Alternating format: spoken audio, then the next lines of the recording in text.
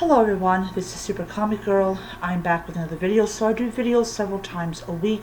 If you like this video, hit the like button. If you wish to subscribe, hit the subscribe button, hit the notification bell so you don't miss any future videos. So in today's video, I'm going to be talking about something that a lot of people in their 20s, maybe in their 30s, may not, either they might sort of remember or they don't know at all. And this goes along with a comment on a channel called, I think, Comic Corner or something like that, where he was talking about that it'd be really great if they had comic books in like convenience stores. I don't know how old he is or what, but if he is younger than me, then he probably does not know that at one time comic books actually were in convenience stores.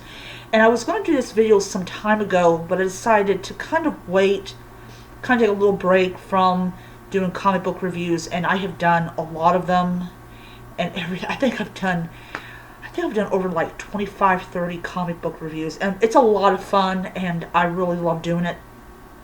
But I kind of want to take a break from it, talk about something that some people may not know used to be a thing before they were solely the forte of bookstores and, of course, comic book shops. So I came in contact with my first comic book display when I was around 13, about 13, maybe 13 and a half. And I thought it was really cool that they had these comic books, and they had probably about 8 or 9 of them.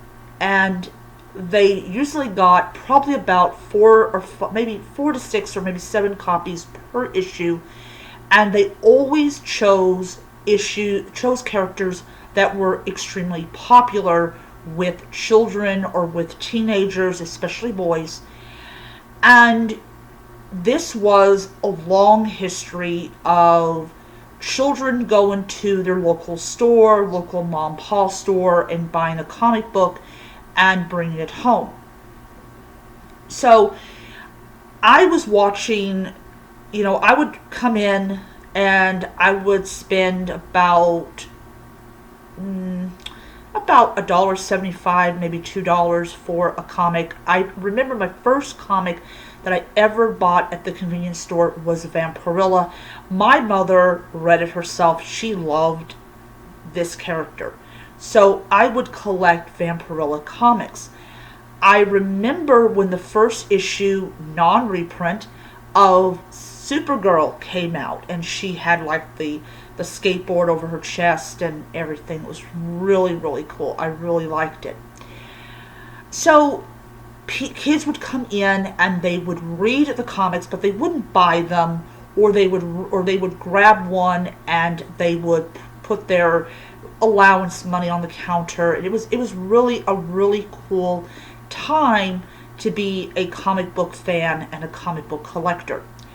However, things changed as you got closer to the 2000s. And what ended up happening was corporations really wasn't a fan of children coming in and basically handling the comic books and not buying them. And so, alas, by the time you get to 2001, 2002, the displays are gone. And it was a way of deterring children from coming in, especially if they were not intending to buy anything. So alas, I'm part of the generation that enjoyed this particular convenience, and I actually did in fact buy a couple comics. So that is one of the reasons I really believe that comic books are no longer in convenience stores. And if you ever tell someone at any convenience store there used to be comics in the store, they will look at you like you have grown another head. They're at comic book shops, at bookstores, that's where they're at. Or you can order them from Amazon. But it was a great time to be a teenager, to be able to go there and to get a comic and to be able to take it home and read it. And nobody ever thought to put it inside of a plastic thing and close it. That was something that came later on down the road.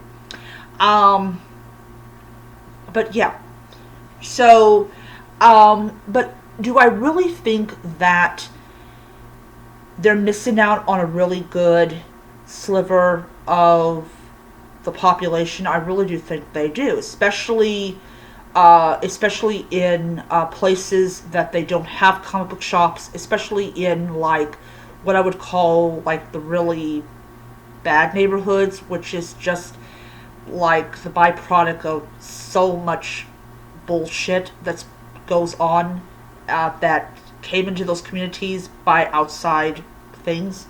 And no, I'm not going to conspiracy theory on you guys. I don't do that here on this channel. But I really think that if these communities with like minorities and people of color, if their kids had access to comic books like Black Panther and Spider-Man and Superman and Batman, I think that it would be a great way for them to escape their reality for a little bit. But you're never going to see those things anymore because either companies don't want to invest because they had like, I'm going to say this. I don't remember there was ever any Image comics. It was mainly Marvel, DC, and Dynamite were the only three.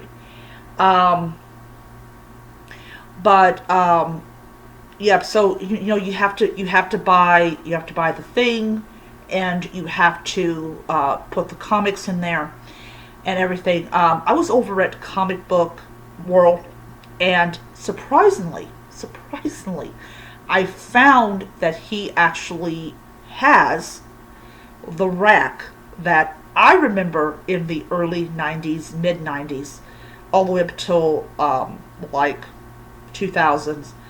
I remember that they had the racks, and so he has one, and it's just total nostalgia. And if I don't go there to buy any comic books, I'll just go there to stare at the thing because it reminds me so much of when I was much younger and had better looking teeth and all that jazz. Everything breaks down, especially when you have, you know, problems. But anyways, but yeah, so times have changed, and younger generations, they go to the local comic book shop. They don't know that at one time their convenience store had them. But I really think that they should come back because it would really be great, especially for children, to have access to comic books and all that stuff. And while the library is great and everything, sometimes the comic books are missing pages, so you don't get all the story and all that stuff. So, yeah. So I was actually thinking, and this is something I would like to do, is I'm actually thinking about buying some extra comics, and because when I go to work, I pass by, it's like this little library thing, and I think about sticking some comics in there. Don't really care if they return them, but like stick new issues of comics in there, especially like My Little Pony and Spider-Man and Superman and all that. Just to let kids have access to comics. You can donate books to this little library, this little box, and I just think it would be really great if kids had access to comics. But yeah, but that's just me. So I am going to end here. Hope you guys enjoy the video. At some point in the future, I am going to show you my collection of comic books.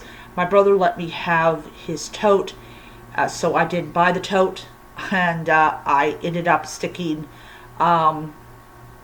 what I basically just ended up doing is just, I took like the comic books that I had got after my original box got full, and I just went ahead and transferred those over to, like, I would take like some out and put in the tote and replace them with the new ones, and then everything. So when that box gets filled with comics, then I definitely will buy a tote so that I can put more in, and I'll make sure I put in like 8 to something depending on you know, what I've got.